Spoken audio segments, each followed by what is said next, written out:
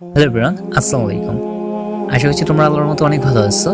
সমাজে এঙ্গেজমেন্ট বা বাগদানের প্রচলন আছে। আমার কথা হলো, বিয়ের আগে কনের আংটি পরিয়ে রেখে দিতে হবে কেন? বিয়ের কথাবার্তা ফাইনাল হয়ে গেলে, আকদ হয়ে গেলেই তো হয়। অলিমা বা অনুষ্ঠান না হয় পরে করা যাবে। এভাবে দীর্ঘ সময় আংটি পরিয়ে রাখাতে কয়েকটি গুরুতর সমস্যা হয়।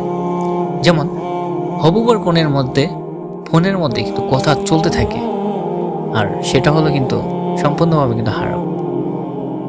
ছেলে বিভিন্ন সময় মেয়ে বাড়িতে যায়, এমনটাও কিন্তু দেখা যায়। মেয়ের সাথে কথা বলতে দেখা যায়, এটাও তো একটা নাজায়েজ। তো অনেক সময় প্রতিবেশীরা বদনাম রুটিয়ে বিয়ে ভেঙে দেয়।